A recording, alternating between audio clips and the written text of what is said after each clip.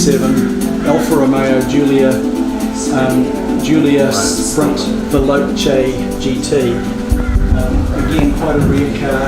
I've loved Alfa Romeos ever since the 70s when I drove one as a young house surgeon at Dunedin Hospital, and I was a passenger with a senior doctor, and we were driving through the central Otago up towards Queenstown to do a country clinic. And this senior doctor should never have had a licence. He had no idea how to drive a car smooth and efficiently. He would brake before the corners, he would accelerate, he'd brake halfway around the corner, he'd jerk it out the other side.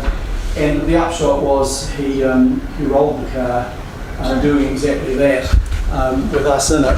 And the senior professor took one look at his broken hand and says, "Gray, you drive him back to Dunedin," which was 300 k's, "and get his hand fixed. I'll carry on and do the clinic on my own." And so I got in this car that had been punted into a bank, flipped onto its roof, landed on its rear corner and onto its wheels, and I drove this car home. And this amazing little car, I showed this bloke how to drive. I really, the road from Central Otago back to Dunedin is lots of windy. We have beautiful roads in New Zealand, lots of windy, beautifully cambered, and to come up to a corner, dab the brakes, tuck it in, clip the apex, drift it out to the far side, and just smoothly accelerate. And seeing this bloke with his white knuckles, because he's never had a proper drive before, was just a sheer pleasure. And then to take my hands on a long straight stretch of road leading into Milton, to take my hands off the wheel at 100 mile an hour and see this car tracking dead true that just flipped. So when I wanted to go racing a decade or two later, I chose an Alfa. And that's my race car up there. You'll see the picture later, maroon and white in the picture on the wall.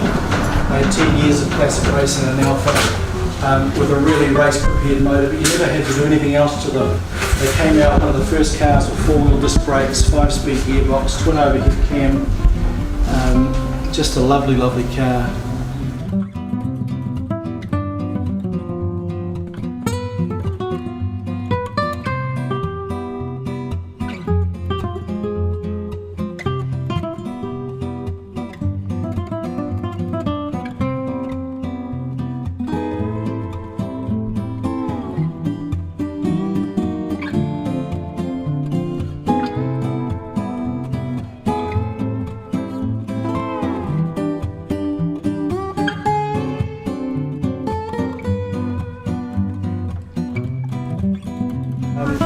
Those of you that used to watch television back in the 80s would remember a program called The Saint, with Simon Templar having a white one.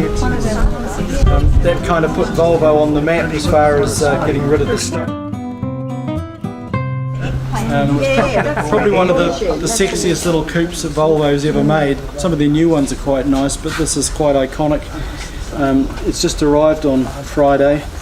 I traded it. I'd bought as I said before, a Volvo 242 GT, which is a square 1981 that went on in turbo form to win the Australian Touring Car Championship in '85, and it was at a good price, and I bought it and didn't like it. It did nothing for me, and I hate to lose money, so I rang the dealer and said, "Will you give me my money back if I take the P1800, which I had to pay twice that more in money to get."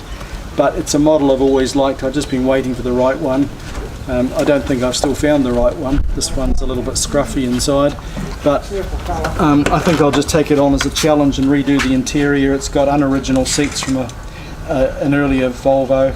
It's a bit tacky in the carpets and things, but body-wise, it's been known to the register since it was new. I've been in communication. They know this car, that all the numbers are genuine, matching chassis and motor, and you guys will know what that means. It's got some known history. Ben and I haven't figured out why they've splashed underneath with black chassis black everywhere. We're wondering if it covers anything, but there's no obvious rust in it. The chromework's all good. Mechanically, Ben will have a few little issues. It's got rattly exhaust. It's got a lot of gearbox noise coming through. I think it's missing some sound insulation, but that's all stuff I can do. Strip out the interior, put down the Dynamat stuff, and get a carpet kit and interior kit, and it'll tidy up quite nice. But it's probably overcapitalised with what I now see I had to do, because I bought it just off the photographs. Yeah, it needs new door rubbers. I can't live with stuff like that, as you can see from the standard of the other ones. But it'll be a nice job. That's what I can do. And Ben does all the technical stuff. Ben What are parts like for this, Lewis? So, What are parts like to get for these things? there's a big club network in Australia. Yeah, good. I bought the sticker already off the internet. It's now an Oz Volvo. But it's an international collectible car.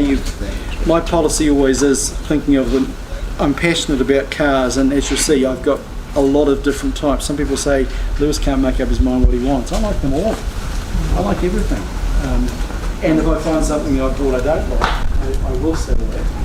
And I've settled out now. I love the 60s and maybe the 70s, and I like the quirkiness of the 50s. But I love all the 50 cars. I'd like to have an Austin A30, little old